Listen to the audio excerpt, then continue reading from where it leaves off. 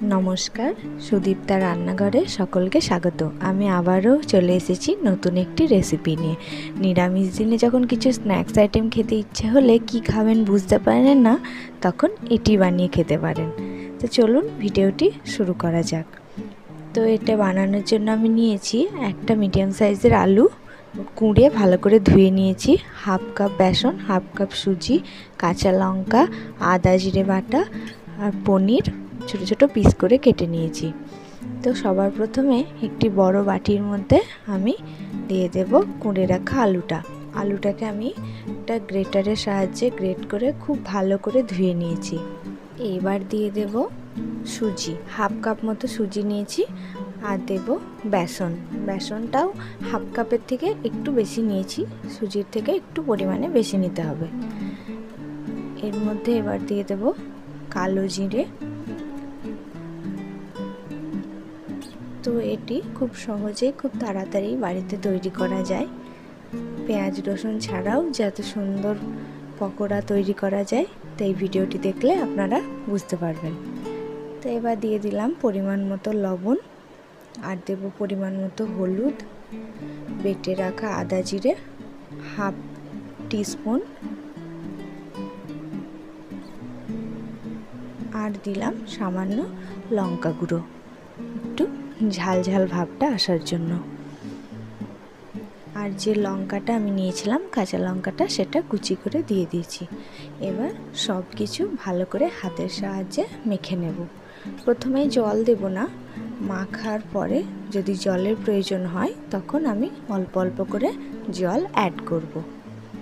তো এটাকে আপনারা শুধু মেখেও ভাজতে পারেন, পনির ছাড়াও শুধুও খেতে ভালো লাগবে। তো আমার কাছে পনির ছিল বলে আমি এটা পনির দিয়েই বানাচ্ছি।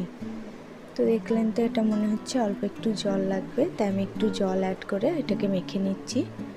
মিশ্রণটি আমার তৈরি করা হয়ে গেছে। তো এই যে ছোটো বাটিটা দেখছেন, এটার মোট 1 বাটি জল আমি ব্যবহার করেছি এই ব্যাটারটা তৈরি করতে। তো হয়ে গেছে, ব্যাটারটা তৈরি করে আমি কিছুক্ষণ রেখে দিয়েছিলাম, যেহেতু সুজি আছে ওর মধ্যে, তাই জলটা একটু টানবে সেজন্য একটু রেখে দিয়েছিলাম। কড়াইয়ে দিয়ে দিয়েছি সাদা তেল, তেলটা গরম হয়ে গেছে।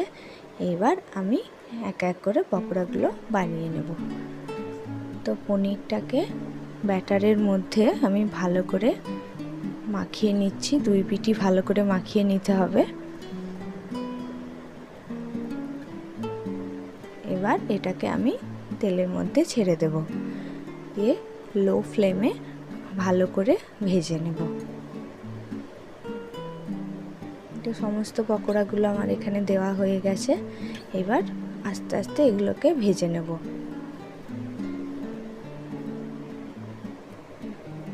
পনির দেওয়ার কারণে এর স্বাদটা আরও বেশি বেড়ে গেছে। তো এগুলোকে উল্টে দিচ্ছি, একটা দিক ভাজা হয়ে গেছে, আর একটা দিক ভেজে নেব ভালো করে।